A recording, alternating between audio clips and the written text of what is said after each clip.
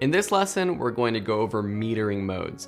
This is a more advanced option for how your camera actually exposes to your composition. So on the T7i, there's not a button directly for this. Your DSLR might have one. Here on this camera, it's next to the autofocus point selection and then the drive setting. So in the between, it looks like a little eyeball kind of. So if we go into there, we can see the different options for metering modes. You have evaluative, partial, spot, and center weighted average. So evaluative metering should work pretty much for everyone, and that's the mode that I use all the time, basically. I'll usually use that, then I'll use something like exposure compensation or just my manual settings to make it brighter or darker if I need to. But with evaluative metering, what it's doing is the sensor, the camera is looking at the entire scene and trying to judge what the right exposure should be. So it's looking at all the corners, the center, the top, bottom, left, right, and then it's making a judgment call itself to expose properly. But say you're in a situation where something like you want a silhouette in the center of the frame. Everything around it is going to be really bright, but the middle of the frame, a person for example, is going to be silhouetted. But there are situations where that evaluative metering isn't going to work. There might be a situation where you want to focus and make sure the exposure of what's exactly on the center of the frame is right, but the rest of it can be underexposed or overexposed. Say you're taking a portrait of someone outdoors and it's sunset or something behind them and it's super, super bright. It's gonna be overexposed, but you don't care because all you care is having the face of your subject exposed properly.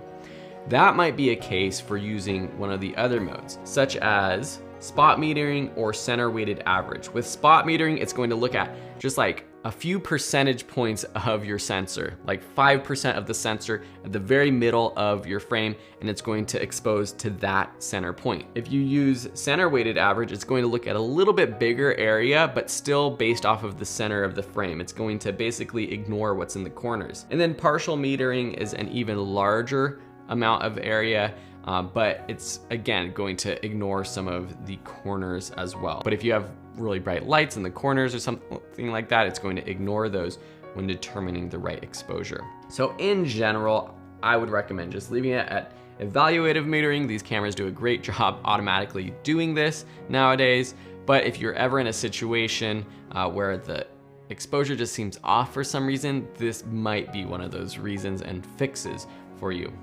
All right, thanks so much for watching this lesson. If you have questions, let me know. Otherwise, we'll see you in the next lesson. In this lesson, we're going to talk about photo formats. This is something that you can get to on the back screen by pressing the Q button. It's this one in the bottom right-hand side. By default, it might be set to this L option, and if you press the set button, you can get all of the options for image quality. So this is quality format. So going through these, before I explain what each of them is, it basically allows you to change the size of your photos that you're shooting. So it is the size in pixels, so how actually big it is or small it is.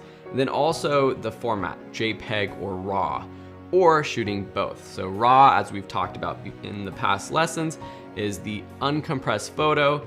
It's all the data that this camera will capture. The JPEG option is actually a compressed image that compresses the raw photo internally in the camera, and it spits out a JPEG image, which is a smaller file size. But when you go into editing the photo, you won't have as much information to edit. With a raw photo, if your image is overexposed or underexposed, if the color balance is really off, you can really make those fixes with the raw photo. Whereas if you use the JPEG image, you might not have as much room to edit. And I urge you to experiment with this. Take a photo of something really dark, both in RAW and JPEG mode, take it into your photo editor and see how you can actually bring an underexposed photo up and expose it properly with the raw photo, but sometimes with the JPEG image you can't, or if you do, it starts to look a little distorted. Within these formats and the qualities, you have more specific sizes. and you can see the actual dimensions, and you also have the number of images depending on the card that you're using. So my SD card is a 32 gigabyte card, and you can see as I go through these, the number of images available increases or decreases based off of the quality. So here you have L, M, and S, and this is basically going to be the size in terms of pixels of your image. L is the largest, M is medium, and S is more of your standard. And this is going to be different depending on the camera.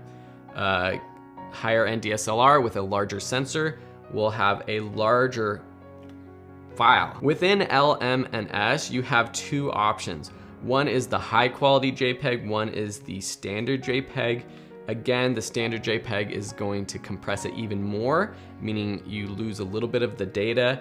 But if you want that smaller file size, or if you only have a certain amount of space left on your card and you really need to get a lot of photos, then you might need to compromise and use one of these standard JPEG modes rather than the large ones. If I go all the way to the end, you see RAW plus L and then RAW. RAW plus L is what I personally like to use.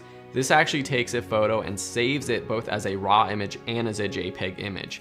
So what I do with these photos is I save all the JPEGs just as backups, and then I keep the RAW images, or at least the select RAW images, the ones that I know I'm going to edit, and I have the full capability for editing those. If you want, you can also just shoot in RAW. I guess the downside of just shooting in RAW though is if you quickly want to share photos with friends, if you want to post them to social media without any editing, you're going to have to take them into your computer and compress them yourself to a JPEG format or another format to post, because most applications or uploading online won't take a RAW image because it's a weird file type for that application and it's going to be too big. That's why I like to shoot in RAW and JPEG, because I have the editing option and I have the option to quickly share it with friends and family or on social media. All of these options, or most of them, can also be gotten to in just the main menu settings. And we're gonna be going over the main menu in future lessons, in a future section of the course, but I did just want to show you that a lot of these things, for example, if we go to the first page in the menu, you have image quality. So we've gone over in this section so many of the options on a typical Canon DSLR. So we've gone over a lot in this section, from the dials and the settings up on the top to what's on the back menu. There are still a few options such as flash exposure compensation, flash setting, some other things that we will go over in a future more advanced section, or in lessons related more to flash and things like that. But in the next section, we're going to jump into the menu. And while a lot of these things that you see on that back Q menu can be gotten to just from the back screen, they can also be gotten to through the menu system itself. So hopefully by now you feel a lot more comfortable with your Canon camera. Of course, if you're using a different model, there might be things moved around or in different places, or maybe you do have to go through the back menu to get to those options. But on most Canon DSLRs, you'll be able to get to all of the settings and things that we covered in this section. We'll be going over even more of the options, some of the things we skipped in the following sections after going over the menu in the next one. We'll see you there, and I hope you enjoyed this lesson.